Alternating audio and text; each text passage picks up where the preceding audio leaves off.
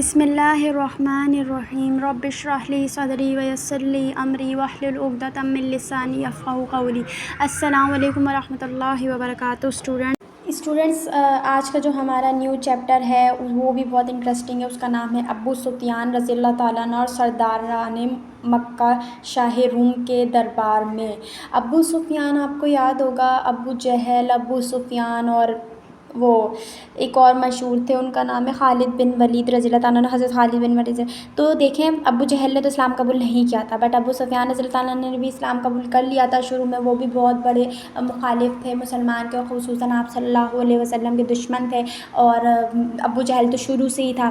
اور یہ حضرت خالد بن ولید رضی اللہ تعالیٰ عنہ یہ بھی تھے۔ لیکن آپ ایک چیز آپ نے اگر پڑھا ہو ہسٹری میں کہ ابو جہل، ابو سفیان اور یہ ایک اور تھا ابو ولید، یعنی کہ خالد بن ولید، حضرت خالد بن ولید رضی اللہ تعالیٰ عنہ کے والد صاحب جو تھے، جن کو ابو ولید کہتے تھے، وہ بھی ان کے ساتھ تھے۔ مطلب وہ تین بڑے ابو جہل اور ابو ولید اور ابو سفیان اور ایک اور تھے ان کے مشہور، یہ سارے کیا تھے؟ دشمن تھے، کہ ان کے آپ صلی اللہ علیہ وسلم کے، اور مل کر سارے پلاننگ کرتے تھے۔ 5 تھے بڑے، ابھی مجھے 2 کے نام یاد نہیں آ رہے، بٹ یہ ہے کہ وہ ابو جہل بھی ایک جو ہے جنگ میں غزوہ میں شہید نہیں بولی، مر گیا تھا وہ، ابو جہل مر گیا تھا ایک غزوہ میں، اور ابو سفیان جو ہے وہ مسلمان، انہوں نے اسلام قبول کر لیا تھا اور وہ صحابی بن گئے تھے۔ اس کے بعد اب جو ان کے والد صاحب ہیں خالد بن ولید کے، تو انہوں نے اسلام قبول نہیں کیا تھا، وہ بھی ایسے ہی بغیر اسلام قبول کیے ہی مر گئے تھا، ٹھیک ہے، مر گیا تھا وہ ابو ولید۔ یاد رکھیے گا یہ چیز، تھوڑی بہت پتہ ہونا چاہیے آپ لوگوں کو۔ دیکھیں اسلام کی نالج کافی لوگوں کو ہوتی ہے، نہیں کافیوں کو نہیں ہوتی، ہاں موسٹلی لوگوں کو نہیں ہوتی ہے، دین کی بہت ہوتی ہے، تو پلیز تھوڑا بہت سرچ کریں اور اس کے بارے میں معلوم کریں، بہت انٹرسٹنگ چیز ہوتی ہے۔ سیریز آج کل تو آ گئی ہیں بہت اچھی، وہ آپ لوگ دیکھیں، اگر خالد بن ولید کی بھی سیریز ہے بہت اچھی ہے، وہ اس سے بھی کافی آپ کو غزوہ جتنی بھی ہیں غزوات وہ ساری کلیئر ہو جائیں گی۔ اور میں نے آپ سے ایک سوال بھی پوچھا تھا، آپ لوگوں کو شاید یاد ہو، وہ جو کمیونٹی پوسٹ پر میں نے کویشچن کیا تھا کہ غزوہ موتا میں کتنے مسلمان تھے اور کتنے جو تھے وہ مشرکین تھے۔ تو آپ کو معلوم ہوگا کہ جب میں نے جو آپ کریکٹ آنسر، آپ جنہوں نے بھی مارک کیا ہوگا تو اس کا کریکٹ آنسر میں نے بتا دیا تھا، کیا تھا؟ 3000 صرف مسلمان تھے اور 1 لاکھ کیا تھے؟ مشرکین تھے۔ سوچیں اللہ تعالیٰ نے انہیں کیا کیا تھا؟ فتح نصیب کی تھی مسلمانوں کو۔ تو تعداد کبھی نہیں دیکھنی چاہیے، آپ لوگ کا بس ایمان مضبوط ہونا چاہیے، تھوڑا بھی ڈگمگائے تو کیا ہوتی ہے؟ آپ لوگ کیا ہو جاتے ہیں؟ شکست کھا جاتے ہیں، اور فتح قریب ہوتی ہے، جیسے کہ جنگ احد میں ہوا تھا مسلمانوں کے ساتھ۔ اچھا ایک چیز یہ بتا دوں، یہ جو خالد بن ولید غزوہ موتا میں انہوں نے جو جنگ لڑی تھی کہ 9 تلواریں ان کے ہاتھ سے کیا ہوئی تھی؟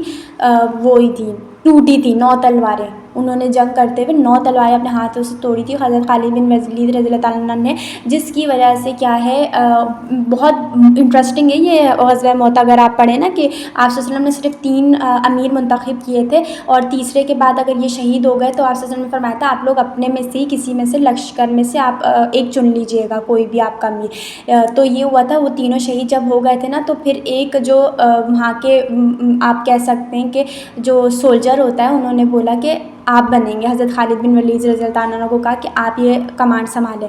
تو اس وقت پھر آپ حضرت خالد بن ولید نے بہت زیادہ اپنا جنگجو کا وہ اس کا مظاہرہ کیا، اور پھر جب وہ واپس آئے جیت کر، ان کو جب فتح نصیب ہوئی اور آپ صلی اللہ علیہ وسلم کے پاس تشریف لائے غزوہ موتا کے بعد، تو پھر آپ صلی اللہ علیہ وسلم نے انہیں کیا لقب دیا تھا؟ سیف اللہ، اللہ کی تلوار۔ تو یاد ہوگا کہ غزوہ موتا میں یہ ہوا تھا، اوکے۔ اور یہ جو ابو سفیان ہے، آپ کو معلوم ہے کہ ابو سفیان بھی ایمان نہیں لا رہا تھا، جب اس نے دیکھا کہ بھائی یہ حضرت خالد بن ولید بھی ایمان لا چکے ہیں، اس کے بعد وہ اصفہان بھی ایمان لا چکے ہیں، اور ابراہہ بھی ایمان لا چکا ہے، یہ سارے کیونکہ ان کے ساتھ تھے ابو سفیان کے، مل کر پلاننگ کرتے تھے، تو جب یہ لا چکے، اور سب سے بڑی بات ابو سفیان کی جو بیوی تھی نا، وہ بہت بعد میں ایمان لائی ہے، وہ تو اس نے آپ کو پتہ ہے حضرت حمزہ رضی اللہ تعالیٰ عنہ کا کلیجہ چاک کر کے بھی کیا کیا تھا؟ کلیجہ چاک کیا تھا انہوں نے، وہ جو غزوہ احد میں، ہاں غزوہ احد میں ہوا تھا یہ،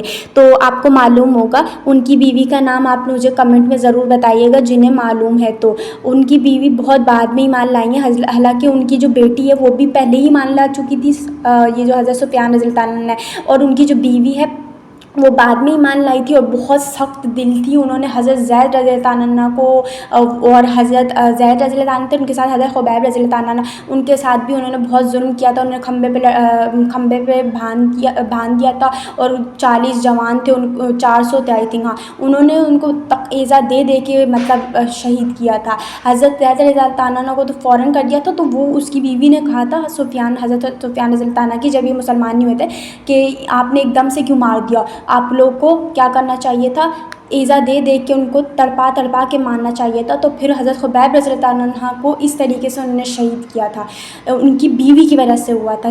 ان کی بیوی، میرا بار بار ان کی بیوی کا نام منہ پہ آ رہا ہے، لیکن آپ کمنٹ میں بتا دیجیے گا، ان کی بیوی کا نام بہت سارے لوگوں کو معلوم ہوگا۔ چلے میں ان کی بیوی کا نام بتا دیتی ہوں، بہت ایزی ہے، ہند بن عتبہ، ٹھیک ہے، ہند بن عتبہ ان کی بیوی کا نام تھا، حضرت خالد بن ولید رضی اللہ عنہ کی۔ لیکن پھر بعد میں کیا ہوا، وہ اس قدر وحشی عورت تھی کہ وہ اپنے شوہر تک کو قتل کرنے لگ گئی تھی، جب اس کو پتہ چلا تھا کہ بھائی وہ مسلمان ہو گیا، اور بیٹی تو پہلے ہی ہو چکی تھی مسلمان۔ تو وہ اتنی اس قدر وحشی تھی، ان کو کیوں تھی، کیونکہ آپ کو پتہ ہے جو غزوہ بدر ہوئی تھی، انہوں نے مسلمانوں نے بہت برے طریقے سے ان کو شکست دی تھی، تو ان میں ایک کیا تھا، وہ غصہ تھا کہ ہمارے چچا کو، میرے والد کو، میرے بھائی کو کیوں انہوں نے مارا مسلمانوں نے۔ تو اس کے اندر ایک یہ آگ بھڑک رہی تھی، کس کی، بدلے کی آگ تھی، ٹھیک ہے۔ تھوڑا بہت میں نے آپ کو بتا دیا، بلکہ تھوڑا بہت کیا، ان کے بارے میں بہت زیادہ یہی چیزیں ہیں کہ پھر اینڈ میں ایسی عورت بھی مسلمان ہو گئی تھی، آپ دیکھ سکتے ہیں ایسی عورت، اور پھر آپ صلی اللہ علیہ وسلم نے انہیں بھی معاف کر دیا تھا۔ سوچیں اللہ تعالیٰ کتنے رحیم ہے، دیکھیں آپ صلی اللہ علیہ وسلم تو وہی کرتے تھے نا جو اللہ تعالیٰ حکم دیتے تھے، تو اللہ تعالیٰ نے اپنے اس بندے کو بھی معاف کر دیا، اتنے ظلم کیے، اتنے مطلب اس طریقے کی کوئی عورت آج کل کے زمانے میں ہو تو بھائی ہم لوگ کو تو ظاہر سی بات ہے، ہم بولیں بھائی ہم تو معاف نہیں کریں گے، لیکن بھائی اللہ تعالیٰ بہت غفور الرحیم ہے، اور انہوں نے اللہ تعالیٰ کے حکم سے آپ صلی اللہ علیہ وسلم نے ان کو معاف کر دیا تھا، ہند نام تھا حضرت سفیان رضی اللہ عنہ کی وائف کا۔ اچھا آگے ہم پڑھتے ہیں، اس چیپٹر کا نام ہے ابو سفیان رضی اللہ عنہ اور سرداران مکہ شاہ روم کے دربار میں۔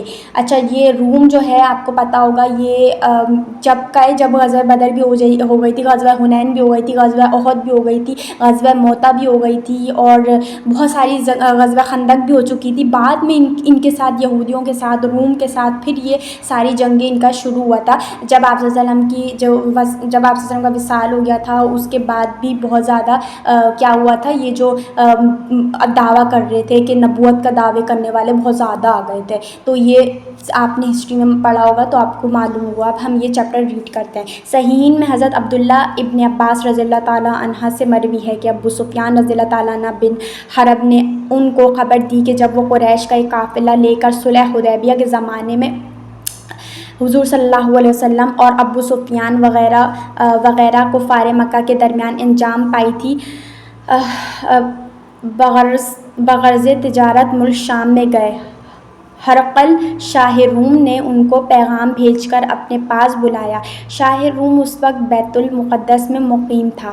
یہ وہاں پہنچے اور اپنی آمد کی اطلاع دی تو اس نے دربار منعقد کیا اور اپنے ارد گرد درجہ بدرجہ عظمائے روم کو بٹھایا، پھر ان کو دربار میں طلب کیا اور ساتھ ہی ترجمان کو بلایا اور ان سے پوچھا، جس آدمی نے نبوت کا دعویٰ کیا ہے تم میں سے زیادہ اس کا قریبی رشتہ دار کون ہے؟ ابو سفیان رضی اللہ تعالیٰ عنہ کہتے ہیں میں نے کہا میں رشتے میں اس کے زیادہ قریب ہوں، کیونکہ آپ کو معلوم ہے ابو جہل اور یہ جو حضرت خالد بن ولید رضی اللہ تعالیٰ عنہ اور یہ جو ابو سفیان رضی اللہ تعالیٰ عنہ، حضرت ابو سفیان رضی اللہ عنہ یہ اور جو خالد بن رضی اللہ عنہ کے والد صاحب تھے جو ابو ولید تھے، تو یہ سارے بھی قریش سے تعلق رکھتے تھے، تو آپ صلی اللہ علیہ وسلم بھی قریش سے تھے، تو اس لیے ان کا کیا تھا، رشتے تھے مطلب آپس میں، تو یہ رشتے میں قریب ہیں زیادہ۔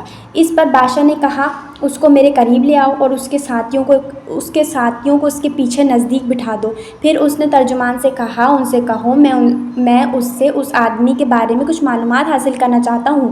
اگر یہ جھوٹ بولے تو اس کی تکذیب کر دیں۔ واللہ اگر اس بات کی شرم نہ ہوتی کہ یہ میرے جھوٹ کو نقل کریں گے تو میں آپ صلی اللہ علیہ وسلم کے متعلق جی بھر کر جھوٹ بولتا۔ پھر اس نے مجھ سے پہلے یہ پوچھا تم میں اس کا خاندان کیسا ہے؟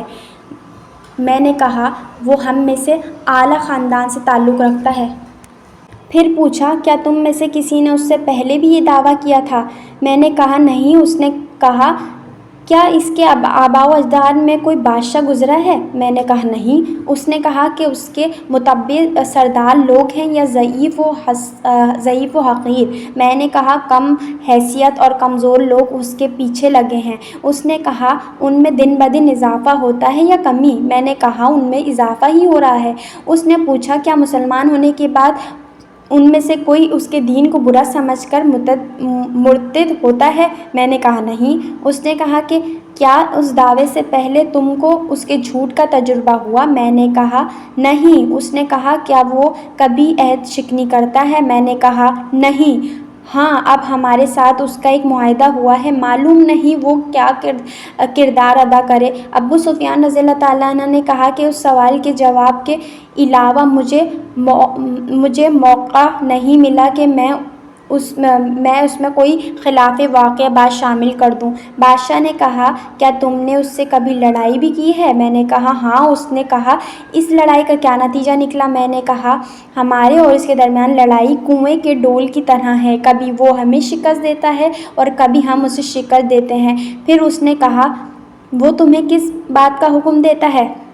میں نے کہا وہ کہتا ہے اللہ کی عبادت کرو جو اکیلا ہے اور کسی کو اس کے ساتھ شریک نہ کرو، اور اپنے آباء و اجداد کے دین کو چھوڑ دو، اور وہ ہمیں نماز پڑھنے، سچ بولنے، پاک دامنی اختیار کرنے اور صلہ رحمی کا حکم دیتا ہے۔ پھر اس نے اپنے ترجمان سے کہا اس سے کہو میں نے تم سے پوچھا تھا کہ اس کا خاندان کیسا ہے، تم نے کہا کہ وہ ہم میں اعلیٰ خاندان سے تعلق رکھتا ہے۔ اس طرح رسول اپنے قوم کے اعلیٰ خاندان سے بھیجے جاتے ہیں، اور میں نے تجھ سے پوچھا تھا کیا تم میں سے پہلے بھی کسی نے یہ دعویٰ کیا تھا؟ تم نے کہا ہے نہیں۔ اس سے میں اس نتیجے پر پہنچا ہوں کہ اگر کسی نے پہلے یہ دعویٰ کیا ہوتا تو میں سمجھتا کہ یہ ایک ایسے دعویٰ کرتا ہے جو اس سے پہلے بھی ہو چکا ہے۔ اور میں نے تجھ سے پوچھا تھا کہ اس کے آباء و اجداد میں کوئی بادشاہ گزرا ہے؟ تو نے کہا نہیں۔ میں کہتا ہوں اگر اس کے آباء و اجداد میں کوئی بادشاہ ہوتا تو میں کہتا یہ اپنے باپ کی بادشاہی حاصل کرنے کے لیے دعویٰ کرتا ہے۔ اور میں نے تجھ سے پوچھا تھا کہ تم نے اس کے اس دعوے سے پہلے اس کا کوئی جھوٹ معلوم کیا؟ تم نے کہا نہیں۔ میں اس سے اس نتیجے پر پہنچا کہ جس شخص نے آج تک لوگوں پر جھوٹ نہیں بولا وہ اللہ تعالیٰ پر کس طرح جھوٹ بولے گا۔ اور میں نے تجھ سے سوال کیا کیا سردار لوگ اس کی پیروی کرتے ہیں یا کمزور اور حقیر لوگ؟ تم نے کہا کمزور اور حقیر لوگ۔ تو رسولوں کے پیروکار ایسے ہی ہوتے ہیں۔ اور میں نے تجھ سے پوچھا تھا کیا دن بدن اس میں اضافہ ہوتا ہے یا کمی واقع ہو جاتی ہے؟ تو نے ذکر کیا کہ ان میں اضافہ ہی ہوتا ہے اور ایمان کا معاملہ ایسا ہی ہے حتیٰ کہ وہ پورا ہو جاتا ہے۔ اور میں نے تجھ سے پوچھا ہے کہ ان میں سے کوئی اس کے دین سے ناراض ہو کر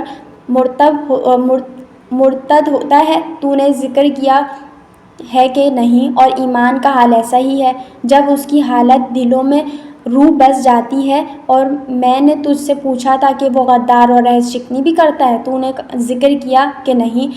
اسی طرح رسول عہد شکنی نہیں کرتے۔ اور میں نے تجھ سے پوچھا کہ وہ تمہیں کس چیز کا حکم دیتا ہے؟ تو نے ذکر کیا کہ وہ تم کو حکم دیتا ہے کہ تم اللہ تعالیٰ کی عبادت کرو اور اس کے ساتھ کسی کو شریک نہ کرو، اور وہ تم کو بتوں کی عبادت سے منع کرتا ہے اور تم کو نماز پڑھنے، سچ بولنے اور پاک دامنی اختیار کرنے کا حکم دیتا ہے۔ اگر تم سچ کہتے ہو تو وہ وقت دور نہیں کہ وہ اس جگہ کا مالک بن جائے گا جہاں میں کھڑا ہوں۔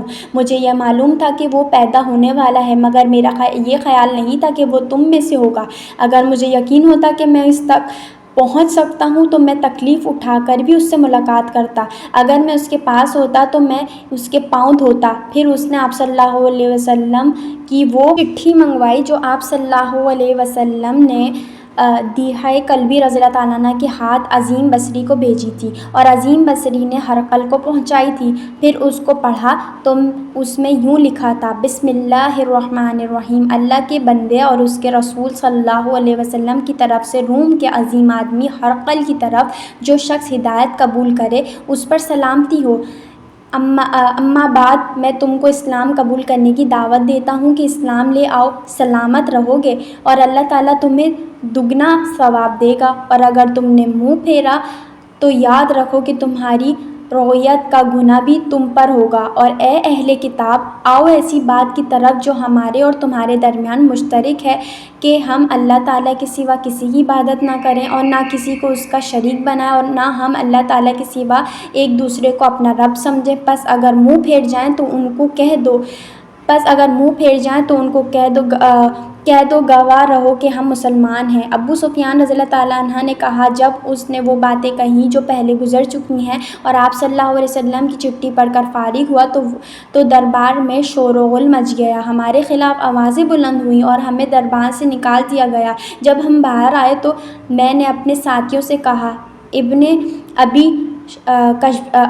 ابی کبشہ رسول اللہ صلی اللہ علیہ وسلم کا معاملہ بہت بگڑ گیا ہے، اس سے تو روم کا بادشاہ بھی ڈرتا ہے۔ بیت المقدس کا گورنر ہرقل کا دوست اور شام کے عیسائیوں کا لاٹ پادری ابن ناظور کہتا ہے کہ جب ہرقل بیت المقدس آیا تو ایک دن وہ بڑا ڈرا ہوا اور خوفزدہ نظر آیا۔ اس کے اراکین دربار نے اس سے پوچھا، ہم نے آپ کی حالت کو بگڑا ہوا پایا ہے، اس کا کیا سبب ہے؟ ابن ناظور کہتا ہے کہ ہرقل علم نجوم کا ماہر تھا، وہ ستاروں میں دیکھا کرتا تھا۔ اس نے ان کے جواب میں کہا، میں نے آج رات ستاروں میں غور کیا تو معلوم ہوا کہ ہماری جگہ کسی ختنہ کرنے والے قوم کی حکومت قائم ہو گئی ہے۔ بتاؤ بنی نوح انسان میں سے کون لوگ ختنہ کرتے ہیں؟ انہوں نے کہا، یہودیوں کے سوا کوئی قوم ختنہ نہیں کرتی اور ان کے بارے میں آپ کو فکر کرنے کی کوئی حاجت نہیں۔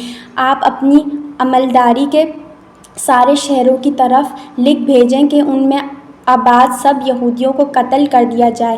وہ ابھی اس قسم کے تذکرے میں لگے ہوئے تھے کہ ہرقل کے روبرو ایک آدمی پیش کیا گیا جس کو غسان کے بادشاہ نے بھیجا تھا۔ وہ آدمی اس کو رسول اللہ صلی اللہ علیہ وسلم کی آمد کی خبر بیان کرتا تھا۔ جب ہرقل نے بھی اس سے تفصیل پوچھ لی تو کہا، اس کو علیحدگی میں لے جاؤ اور دیکھو اس نے ختنہ کیا ہوا ہے۔ انہوں نے دیکھا اور بیان کیا کہ اس نے ختنہ کیا ہوا ہے۔ بادشاہ نے اس سے عربوں کے متعلق پوچھا تو اس نے کہا، سب عرب ختنہ کرتے ہیں۔ یہ سن کر ہرقل نے کہا، اس قوم کی حکومت ظاہر ہوتی ہے۔ پھر ہرقل نے رومیہ میں رہنے والے اپنے ایک دوست کی طرف خط لکھا جو علم نجوم میں اس کی طرح ماہر تھا، اور خود بیت المقدس سے چل کر اپنے دارالخلافہ حمص میں آ گیا اور یہیں رہا، یہاں تک کہ رومیہ میں رہنے والے اس کو اس دوست کا جواب آ گیا جس نے حضور صلی اللہ علیہ وسلم کے ظہور پر ہرقل کی موافقت کی اور اقرار کیا کہ وہ نبی پر حق ہے۔ پھر ہرقل نے روم کے بڑے بڑے مدبروں اور اراکین دولت کو حمص میں اپنے محل میں جمع کیا اور دروازوں کو تالے لگا دینے کا حکم دیا۔ پھر اوپر سے اس نے ان کی طرف دیکھا اور کہا، اے گروہ روم، اگر تم کامیابی اور ہدایت چاہتے ہو، نیز یہ چاہتے ہو کہ تمہاری حکومت قائم رہے، تو اس نبی صلی اللہ علیہ وسلم پر ایمان لے آؤ اور اس کی اتباع کرو۔ لیکن وہ یہ سنتے ہی گدھوں کی طرح دروازوں کی طرف